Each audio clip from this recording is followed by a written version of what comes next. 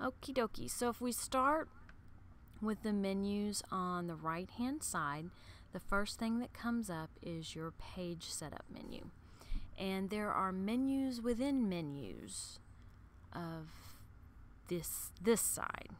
So here you've got page size, where you choose your page size, your cutting mat size, you can rotate your mat, and you can just show, print, and cut borders or not. If you choose the grid, that's going to be your grid. Show your grid, snap to the grid, ruler, crosshairs, all that stuff. Color, that kind of thing. And the last one are the registration marks. I usually just click the M in order to put registration marks. I don't know if changing the size, I know changing the size used to be an issue. I'm not sure if it still is or not. And then orientation, default or inverted. I think that might be new. Okay, another cool feature, I can take this menu and I can put it wherever I want it. If I want to move it over to the left hand side and open my Pick Scan Mat menu, this menu will stay open. And I can use this arrow to make it collapse and to open it back up. Now if I make it collapse, I'm doing a little test here, but I leave it where it was, then the menu that is in the upper right hand corner will be overlaid by the new menu item that you open up. However, if you notice, this page setup is still sitting over here, and that's because I moved that menu.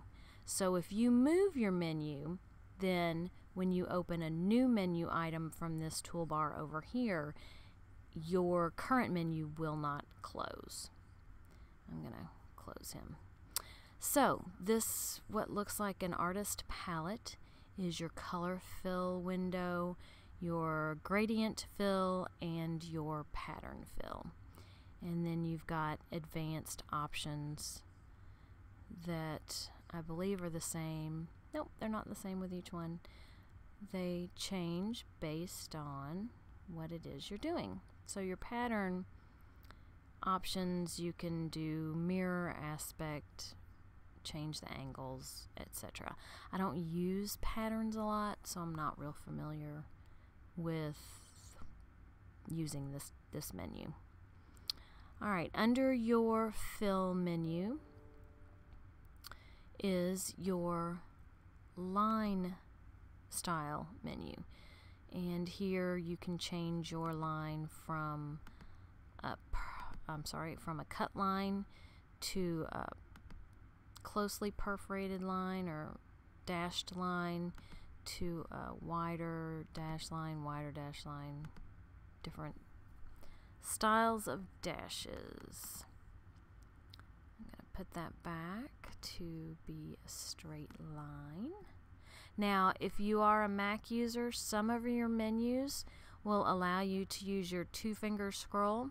This one happens to do that. The menu in your Send menu does not yet, where you choose your material. That's probably coming soon. And this is where you can change the color of your line, and your advanced options where you can choose the exact color that you want. Below your line style menu is what I used to refer to as the peanut butter and jelly icon. It now looks more like a butterfly to me, and that is your trace menu. Now, trace works like it did before. You have a solid fill and an outline. That's kind of new to me. High pass filter is automatically off, and it used to be automatically on.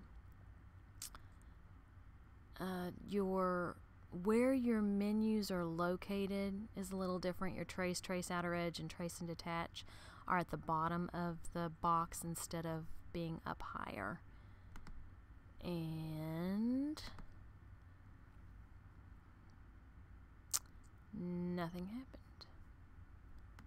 Well, we can't really trace this. It's already a cut line. So anyway, your trace now has 3 functions. There's trace by color, which I have thoughts of how that works. I'm not positive yet as to how it does. I do want to learn how it does that. And your magnetic trace. And I'm thinking your magnetic trace, yeah, I thought it would automatically grab. It looks like it does. It grabs the shape you're working with. So that's kind of cool. I'm going to have to learn how to do that. So that is your trace menu. Got a couple new functions on there. And I had heard that trace was supposed to be better with this version. Not that it wasn't good before, because I really liked it before. Under your trace menu is your image effects menu. I do not know what this is for. These effects like colorize, brightness, gamma, it's got brightness, contrast, saturation. These all sound like photo functions, like something you would use in Photoshop. So I have to do some research on what these guys do. I don't know if they're thinking you can bring your photos in and you can edit your photos in the software. That would be pretty cool. But these are your image effects. Now, down here below your image effects is your text style pattern. So down here where I did my X's and O's, the same thing needs to happen. I need to highlight my text, and for some reason my font always comes up as Lucidia Grande or Grand. This menu allows you to double finger scroll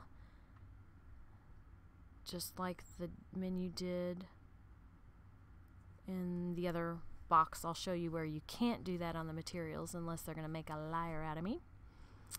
You can change your line spacing and your character spacing if you want your characters to be a little closer together, further apart. If you have what it is your text, if it's in multiple lines, you can move your words closer together on top and below one another. This is pretty, I believe it's the same.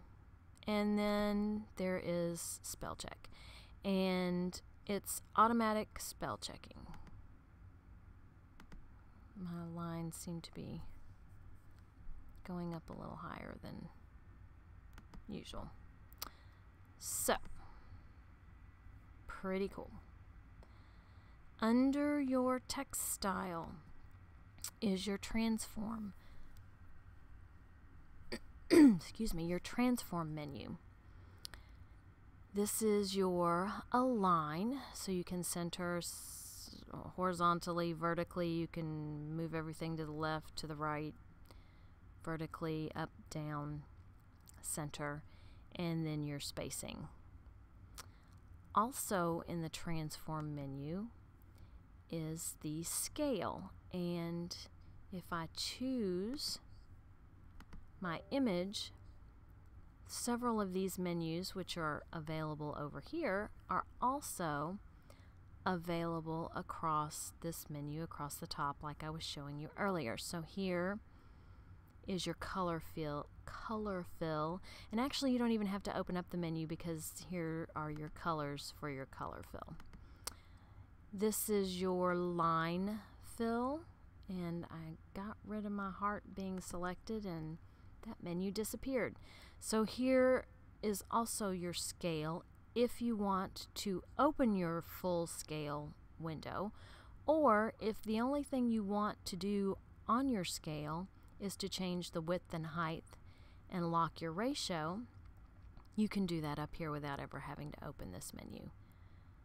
And here you can choose what size. Say you wanted this heart to be 200% the size that it was, then you can modify it here. Next to your scale window is your rotate. So if you want to rotate 90 degrees or rotate 45 degrees, rotate to, rotate by. Not sure what the difference in that is. I am sure that there is someone who could tell me what that difference is. I'm not that sophisticated. Next to the rotate to and by is the move by and move to. I always just grab my image and move it myself, but if you want this image to be at a certain point on a certain axis on your mat, this menu is for you. And here is your shear menu. If you want your image to be sheared by -15 horizontally and you want it 15 vertically, this is the menu for you. You can also show the shear handles if you want to control the shear all on your own. So that is your transform menu.